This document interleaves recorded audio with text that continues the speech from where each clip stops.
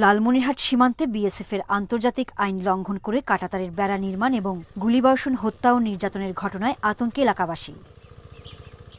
সীমান্ত পেরিয়ে গরু বা পণ্য আনার অভিযোগ তুলে প্রায়ই ঘটছে বিএসএফের অনুপ্রবেশ ও ধাওয়া পাল্টা ধাওয়ার ঘটনা। এর ভুক্তভোগী হচ্ছেন নিরীহ গ্রামবাসীরাও। আমরা সঠিকভাবে মাঠে কাজ করতে পারতেছি না এবং 0 পয়েন্টে 5টার পরে যাওয়ার সমস্যা হচ্ছে। ওপারে যাইতে পারি না, আমরা আবাদও ঠিক মতো করতে পারি না। গত 2 এপ্রিল সীমান্ত এলাকায় চা বাগানে ছবি তুলতে গেলে 2 জনকে ধরে নিয়ে যায় বিএসএফ। পরে বিজিবির প্রতিবাদে সেদিনই তাদের ফেরত দেওয়া হয়। 17 এপ্রিল হাতিবান্ধা সীমান্তে ঘাস কাটার সময় স্থানীয় হাসিবুল ইসলামকে গুলির পর তুলে নিয়ে যায় বিএসএফ। এসব ঘটনায় গোটা লালমনিরহাট সীমান্তে আতঙ্কিত মানুষ। আমাদের অনেক ক্ষেত খামার আছে, হ্যাঁ, ওদের দেখলে কেন আমরা সরিয়েছি। আমরা খেতে কাজ করতে গেলে ওরা অনেক অত্যাচার করে এবং আমাদের অনেক গুলি দুটো করে। আমরা ওই জন্য এখন খুব ভয়ে থাকি বর্তমান।